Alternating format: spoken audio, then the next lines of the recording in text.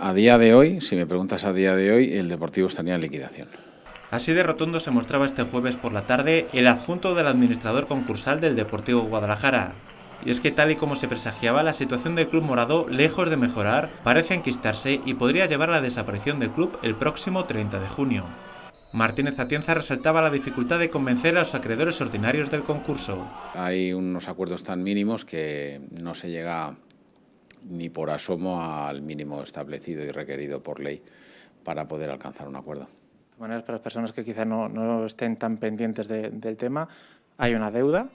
que hay que pagar con los acreedores, hay que llegar a un acuerdo, hay una quita y en función de esa quita tengo entendido que hay que alcanzar un acuerdo con un porcentaje determinado de acreedores y por lo que se ve está muy lejos de alcanzar ese acuerdo. Pero está lejos tanto en el mínimo, que sería un 50%, como en el máximo o en unos niveles superiores, que sería un 70%, que todo ello va en función de la quita que se mantenga o que se plantee, pero vamos, ni siquiera en el estadio más cómodo o más, digamos, previsible, estaríamos cercanos a llegar a ningún acuerdo. Tengo entendido que el pasado lunes os reunisteis con los propietarios del Club Deportivo Guadalajara. ¿Qué sensaciones, qué mensaje sacasteis de esa reunión? Bueno, pues la reunión simplemente se pactó y se acordó, por un lado, pues para que nosotros pudiéramos ver los avances que se podían estar haciendo precisamente de cara a esa obtención de ese convenio y de ese quórum, y por otro lado también pues para comunicar a la sociedad y a los accionistas mayoritarios pues que todo esto tiene un plazo de caducidad, es decir, que no podíamos estar, es decir, habíamos estado o hemos estado un año con toda la convulsión que ha habido, con todos los cambios que ha habido, con todas las reorganizaciones societarias y de la propia administración propia del club, que ha tenido, como sabéis, a través de distintas convocatorias de junta, su reorganización, pues bueno, también hay unos plazos que era el de la presentación del convenio. Entonces, esa reunión, en principio, pues quedó fijada, por un lado, para nosotros ir fiscalizando qué avances o qué medidas se estaban llevando a cabo con respecto a esas negociaciones respecto del crédito ordinario, de la compra o acuerdos con los acreedores ordinarios, y por otro lado, pues también para nosotros comunicarles que hay unos plazos y que no podemos pasar de esos. Entonces, se les dio, digamos, una fecha de caducidad a todo esto. Entonces, por eso te digo que a día de hoy,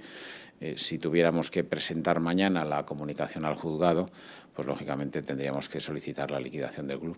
¿Qué fecha de caducidad os habéis planteado? Pues nosotros nos hemos planteado como fecha de caducidad el 30 de junio, que en principio es una fecha en la que también vencen todas las obligaciones contractuales con los jugadores, con la mayoría de los proveedores, es decir, como que se fijó como fecha final pues para tener atendido todos los pagos, digamos, de diario, y que, bueno, pues hasta el día de hoy, y eso sí se podrán acreditar y justificar. Pero claro, lo que no se podía hacer era hacer crear falsas expectativas a jugadores, a posibles anunciantes, a gente que pudiera estar interesada, a los propios socios, es decir, no se les puede en principio hacer que se suscriba ningún tipo de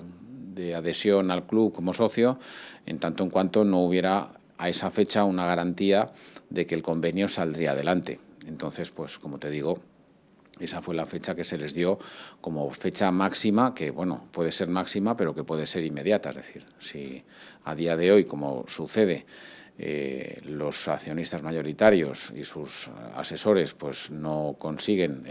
alcanzar ese convenio, pues nos pueden decir que adelantemos esa liquidación. Es decir, pero como fecha máxima es el 30 de junio. ¿Y ellos os han mostrado algún interés de adelantar esa fecha o de momento siguen trabajando, esperando en conseguir convencer a los acreedores para antes de ese 30 de junio conseguir que haya un acuerdo? En principio es evidente que estos accionistas han hecho una inversión muy importante, han ya hecho un desembolso muy importante, es decir, estamos hablando que desde el mes de febrero son los accionistas mayoritarios los que han venido sufragando y subvencionando todos los gastos que ha tenido el club, porque estamos hablando de que no hemos tenido subvenciones, no hemos tenido denunciantes, lo único que se ha tenido son pues los derechos de televisión que se han cobrado, pero que en comparación con lo que ha sido el gasto general, pues ha sido una cantidad casi simbólica.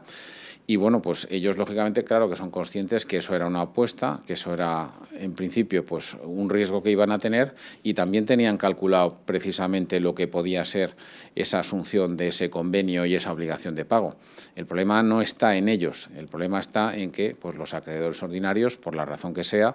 no están siendo, digamos, proclives